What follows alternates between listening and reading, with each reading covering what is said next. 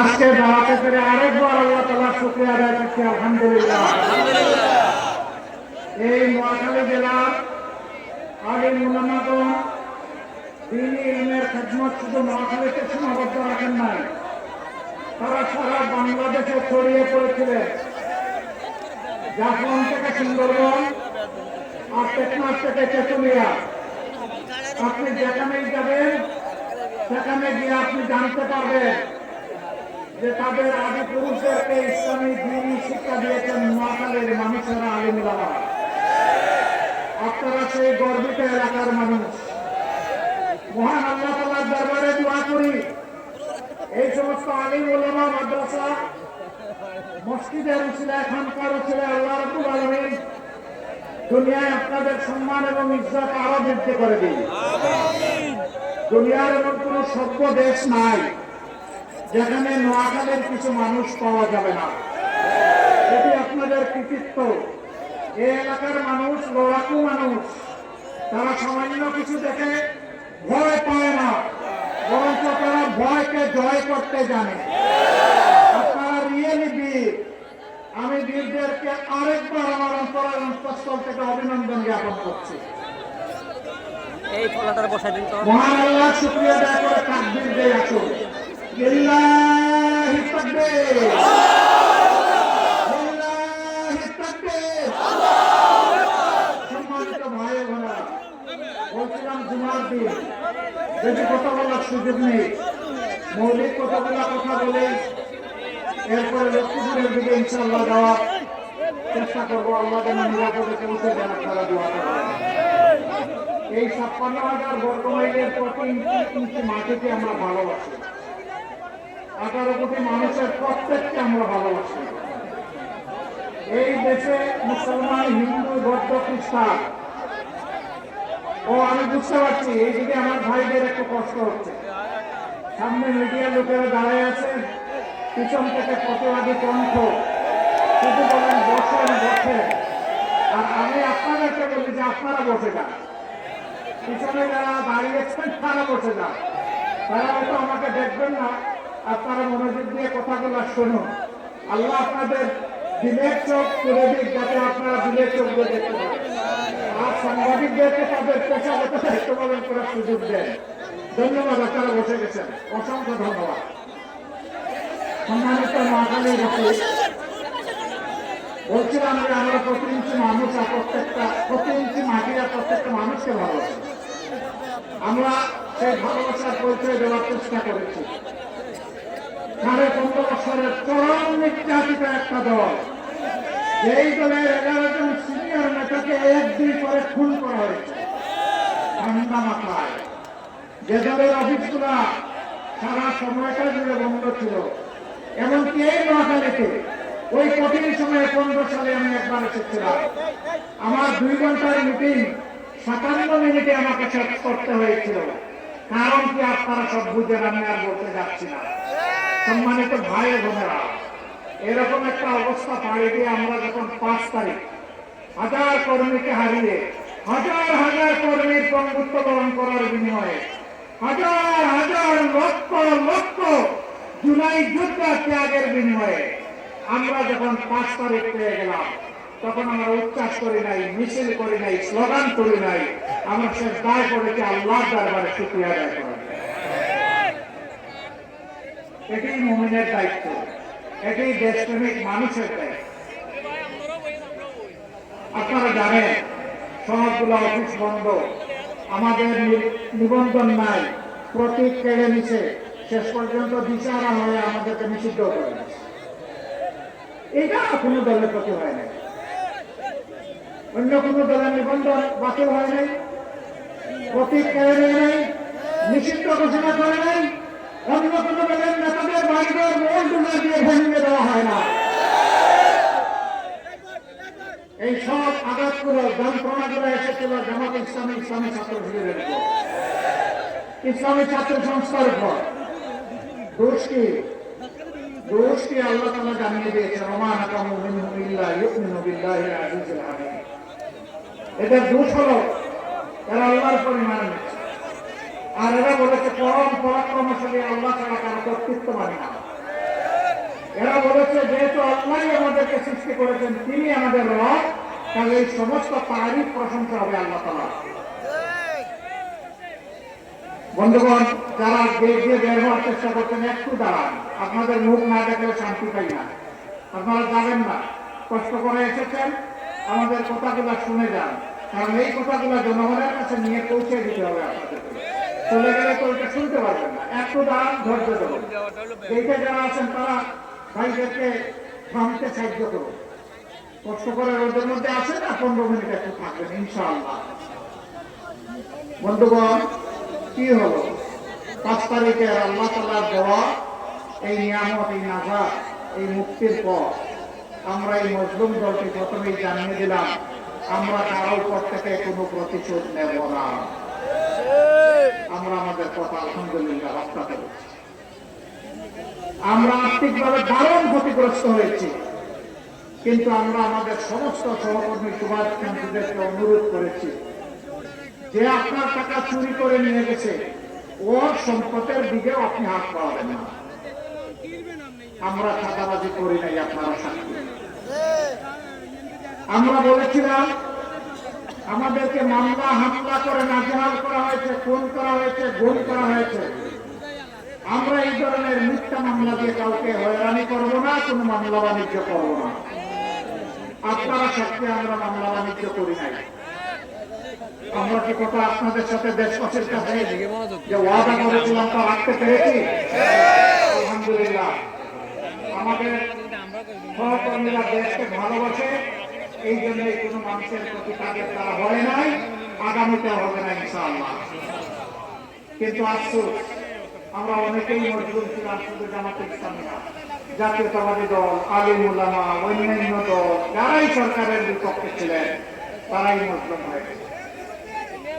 কাউকে খুন করা হয়েছে, কাউকে গুম করা হয়েছে, কাউকে আয়না করে ঢুকে দেওয়া হয়েছে, কারো ব্যবসা প্রতিষ্ঠান লুটপাট করা হয়েছে, কাউকে মামলা দিয়ে দফায় দফায় জেলে পাঠানো হয়েছে।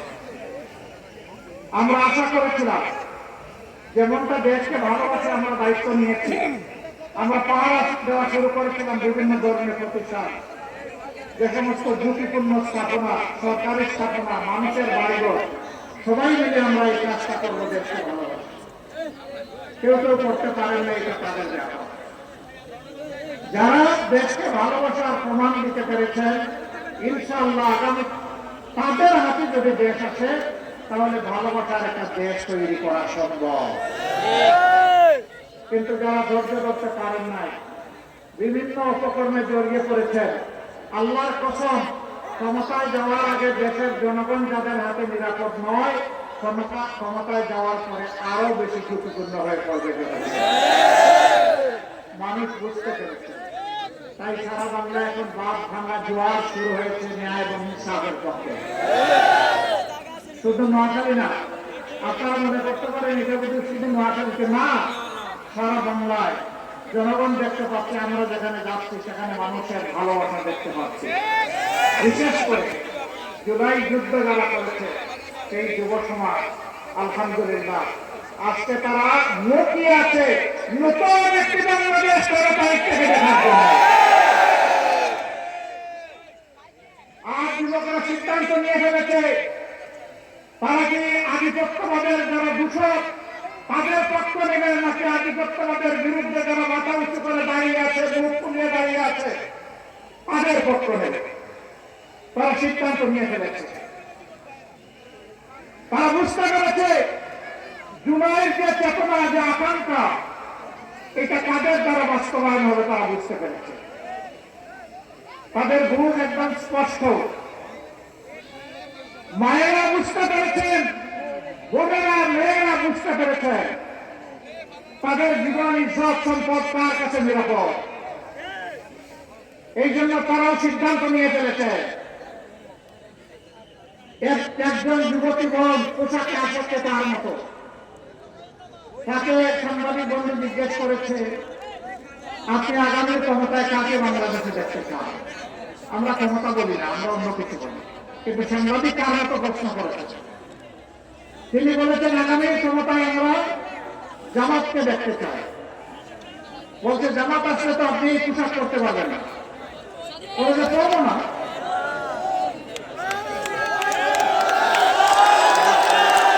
এরপরে যখন বলেছে হ্যাঁ যুবকদের একজন আইডল এসেছে, আমরা তাকে অভিনন্দন জানাই।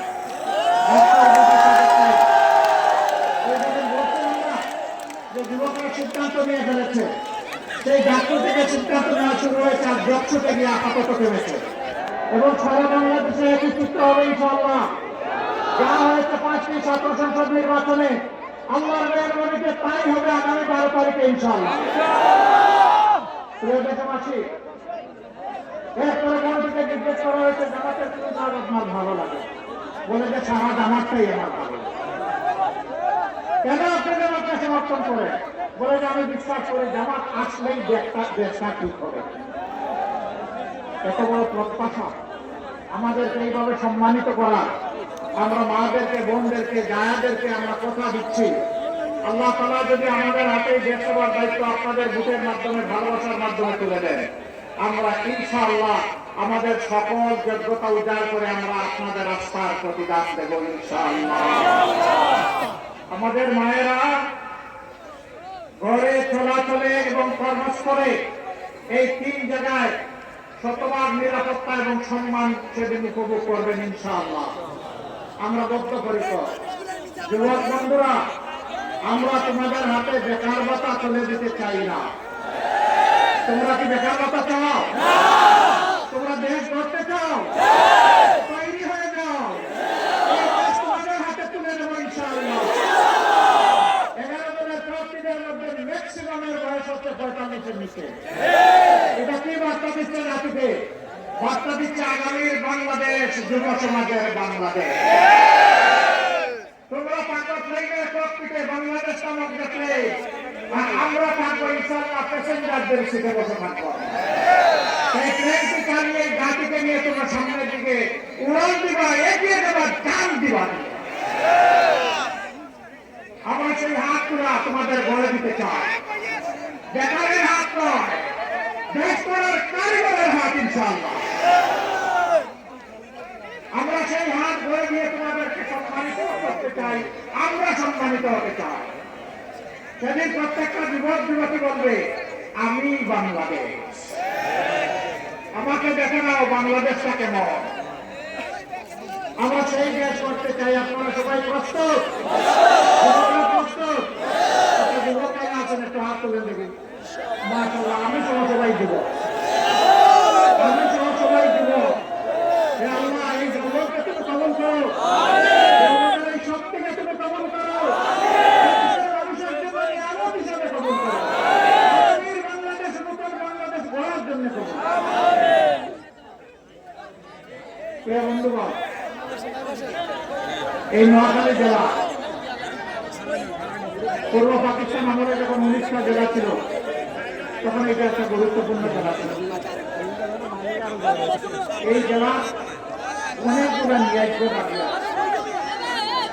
আমি সেই দাবিগুলো এখানে পেয়েছি। এরকম 6টা দাবির কথা আমার সামনে উত্থাপন করা হয়েছে। নোয়াখালী জেলা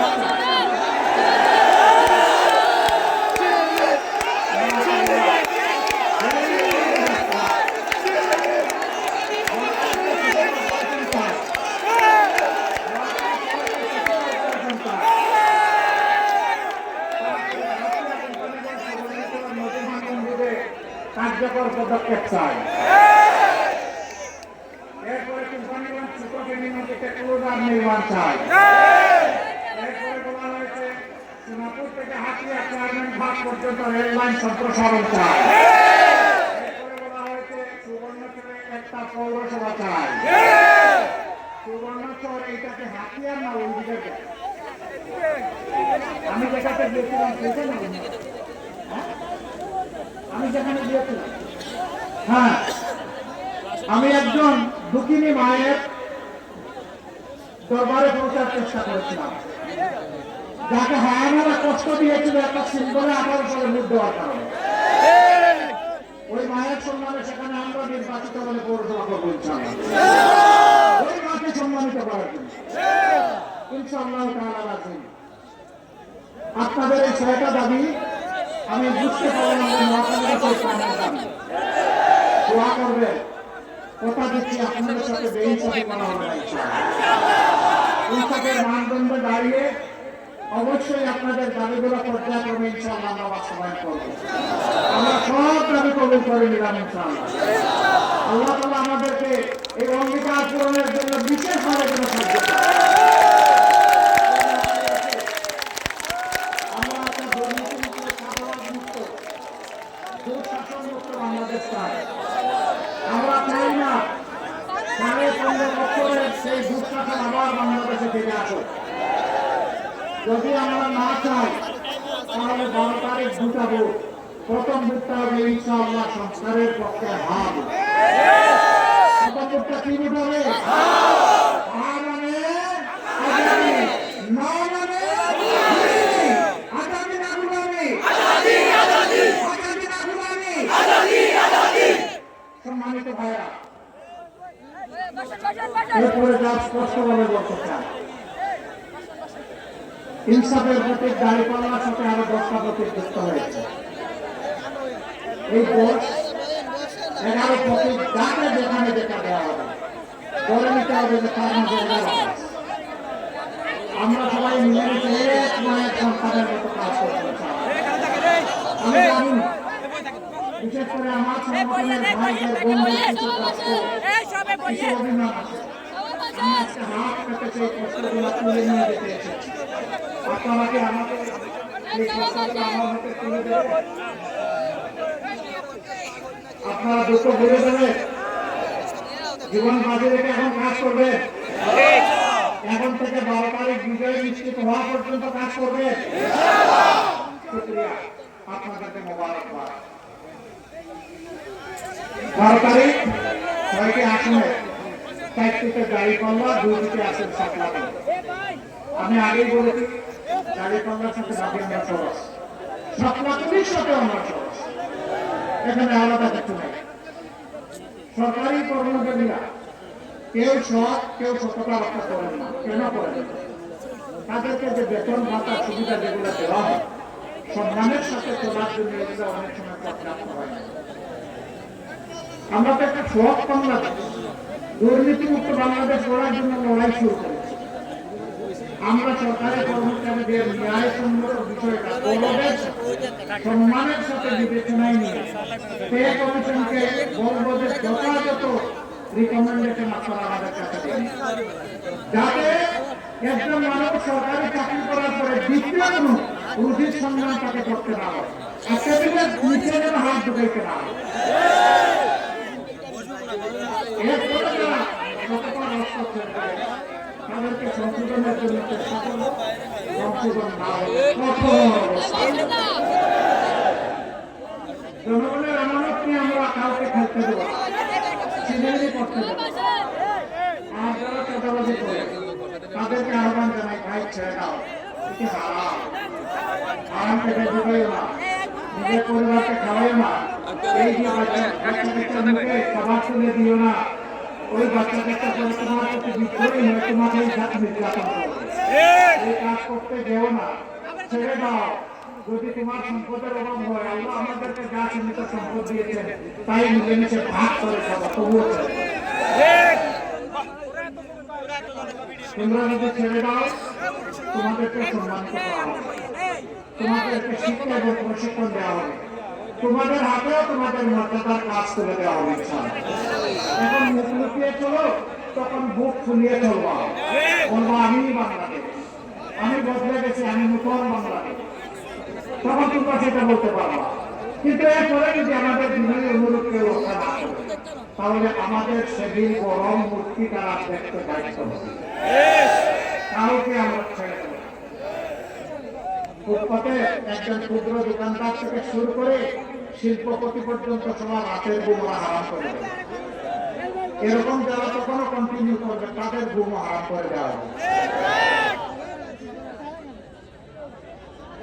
এইখানে কথা আমি এখন বাড়াচ্ছি না, আমি বিদায় নিতে চাই। তার আগে 11 দলের পক্ষ থেকে 18 কোটি মানুষের স্বপ্ন বাস্তবায়নের একান্ত আশা দায়িত্ব নিয়ে এক একজন কথা কই না, এখানে চুপ থাকেন, এখানে চুপ থাকেন।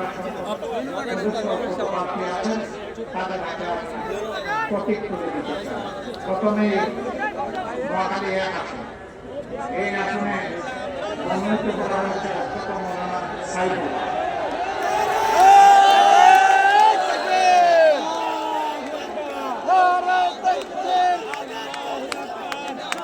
আমরা ঐক্যবদ্ধ বাংলাদেশ একটা প্রতীক ইনশাল্লাহ 4 জনের হাতে যাবে। ধরেন শক্ত করে জনগণের ওজন বহন করতে হবে, হালকা ধরলে হবে না, মুষ্টিবদ্ধ শক্ত করে ধরে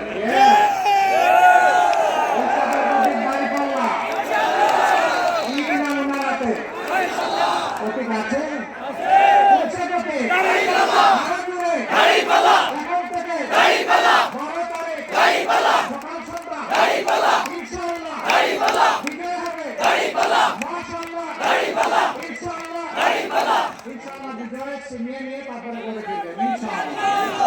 তারপরে নোয়াখালী 2 আসন, এই আসনে আমাদের বন্ধ সংগঠন জুলাই দিবসের সংগঠন এনসিপি মনোনীত এবং আমাদের সকলের সমর্থিত সুলতান মোহাম্মদ জাকারিয়া।